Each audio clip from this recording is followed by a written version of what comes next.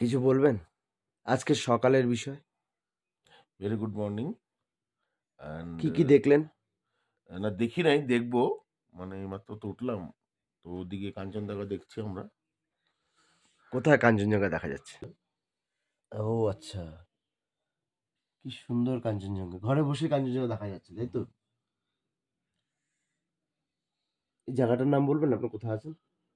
জায়গাটার নাম হচ্ছে খোলাখাম। খোলাখাম। আপনি কিভাবে এসেছেন এখানে? আমি তো গাড়ি করে এসেছি। খোলাখামের অল্প ডেসক্রিপশনটা দিন।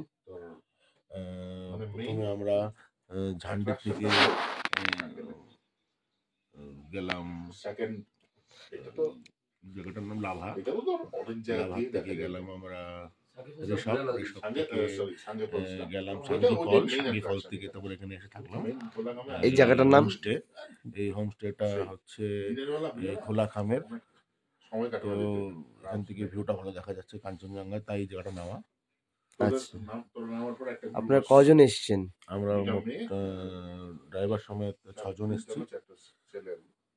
ড্রাইভার সমেত 6 জন এসেছি। আচ্ছা, আপনারা কি করেন?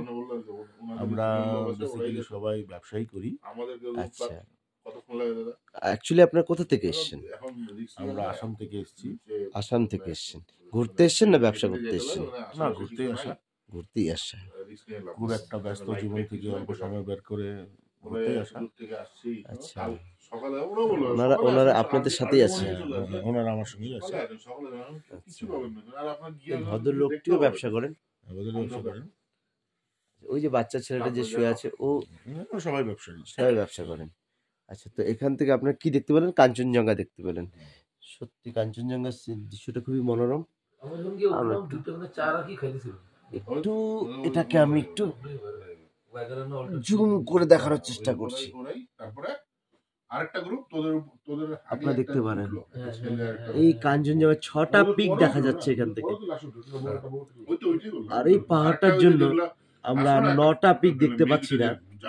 আমি যদি এখন ঋষভে থাকতাম তাহলে তো কাঞ্চনজঙ্ঘার 9টা পিকই দেখতে পারতাম।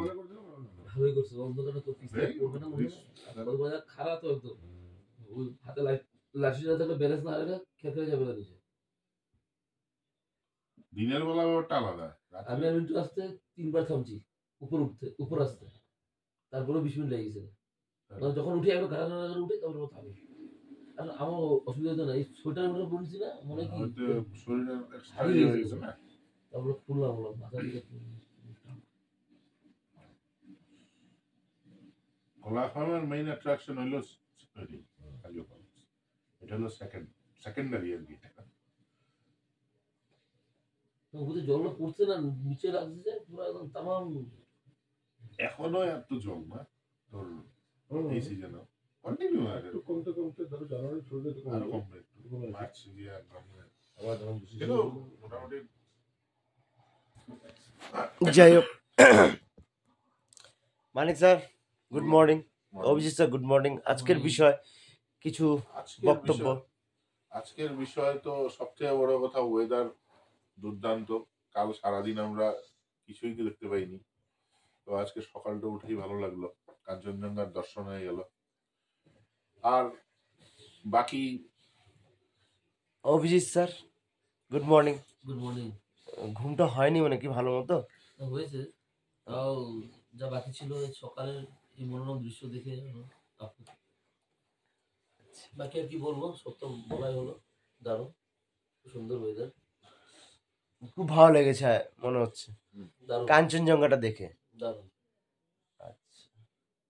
আচ্ছা, একবারই আবার হয়তো দেখা যাবে, নিশ্চয়ই চেষ্টা করবো। নিশ্চয় আবার একবার অন্য কোনো স্পট থেকে আশা করি মাউন্ট এভারেস্ট বা আমরা K2 গর্ডন অস্টিনও দেখতে পারবো নিশ্চয়ই, আশা করি। যাই হোক, আপনারা দেখছেন বন্ধুরা, আমি এই তোষকের নিচে কম্বল গায়ে দিয়ে রুমের ভিতর থেকে আপনাদের জন্য কষ্ট করে ভিডিও বানাচ্ছি। আপনারাও এখানে আসুন আর দেখতে পাবেন আপনারা দেখতে পাবেন যে কি সুন্দর একটা ভিউ। সে রুমের থেকে গোল্ডেন কালারটা আনন্দ মজাও আমরা এখানে এনজয় করছি। আপনারা দেখুন,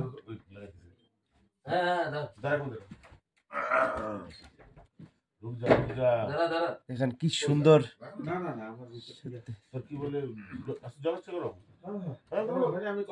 এটা আমাদের বেলকনি, আমাদের দরজার এখানে দরজা আছে, এই দরজা দিয়ে বের হয়ে এটা বেলকনি। কিন্তু সত্যি কথা বলতে বেলকনিতে যাওয়ার ইচ্ছে নেই আমার, খুবই ঠান্ডা, 9 ডিগ্রি সেলসিয়াস চলছে এখানে। তো সত্যি কথা বলছি, আপনি এখান থেকেই কষ্ট করে দেখানোর চেষ্টা করছি আপনাদেরকে। আশা করব আপনারাও আসুন, আপনারা এনজয় করতে পারবেন।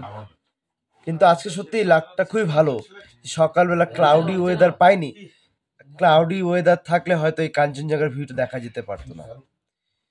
তো থ্যাংক গড, সত্যি আমাদের কপালটা খুবই ভালো যে আজকে ক্লাউডি ওয়েদারটা নেই। আর না থাকার জন্য আপাতত 6টা পিক আমরা এখান থেকে দেখতে পাচ্ছি। আর আসলে যদি আমরা রেশপে থাকতাম তাহলে 9টা পিক দেখতে পারতাম এই কাঞ্চনজঙ্ঘার।